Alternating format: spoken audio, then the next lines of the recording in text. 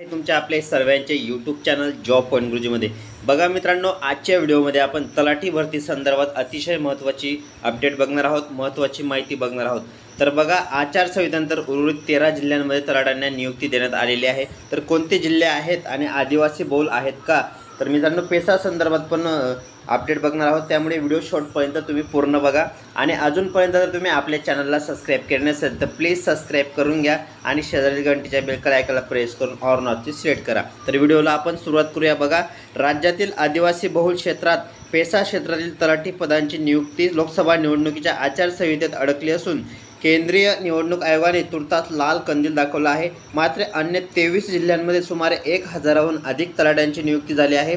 परीक्षा दिल्यानंतर तब्बल 10 महिन्यांनी या उमेदवारांना नियुक्ती देण्यात आलेली आहे। बघा, सर्वाधिक 144 तलाठ्यांची नियुक्ती रायगड जिल्ह्यात आहेत आणि राज्यात गेल्या वर्षी जूनमध्ये 4466 जागांसाठी 10,41,713 एवढे अर्ज प्राप्त झाले होते। त्यापैकी 8,64,960 उमेदवारांनी परीक्षा दिली होती। मात्र पेसा क्षेत्रातील अर्थात आदिवासी बहुल क्षेत्रातील जिल्ह्यातील व पदभरतीच्या अनुषंगाने सर्वोच्च न्यायालयाच्या याचिका दाखल झाल्याने राज्यातील 13 जिल्ह्यातील पदांबाबत निकाल राखून ठेवण्यात आलेला आहे।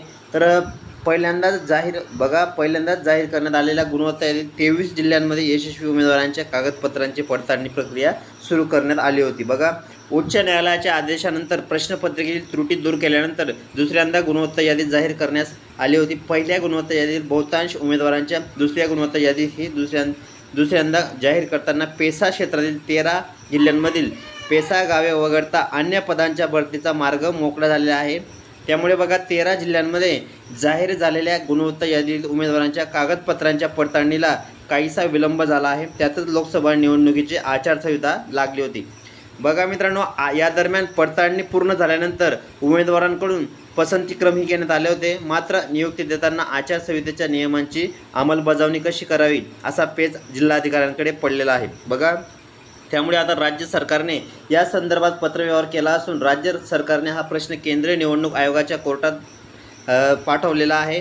तर बघा, आचारसंहिता संपूर्ण सुरू असल्याने ही नियुक्ती करता येणार नाही असे अप्रत्यक्ष उत्तर आयोगाने राज्य सरकारला कळविले आहे। त्यामुळे आता 13 जिल्ह्यातील तलाठ्यांची नियुक्ती अद्याप होऊ शकलेली नाही। बघा, तर जे जिल्हे आहेत, जिल्हानिहाय नियुक्ती देण्यात आलेली आहे तलाठी, तर त्याच्यामध्ये बघा, सर्वाधिक रायगड जिल्ह्यातील तलाठी आहेत, त्यांची 141 तलाठ्यांची नियुक्ती देण्यात आलेली आहे। तर तुम्ही इथं बघू शकता, जिल्हानिहाय नियुक्ती देण्यात आलेले आहेत तलाठी। बघा, त्यांचे इथं देण्यात आलेले आहे डिस्ट्रिक्ट वाईज बघू शकता। गोंदिया 13 आहे, 32 अकोला आहे, 141 बुलढाणा आहे, 53 वाशिम आहे। संपूर्ण इथं हा चार्ट देण्यात आलेला आहे, तुम्ही इथं बघू शकता मित्रांनो। ठीक आहे, संपूर्ण इथं माहिती देण्यात आलेली आहे।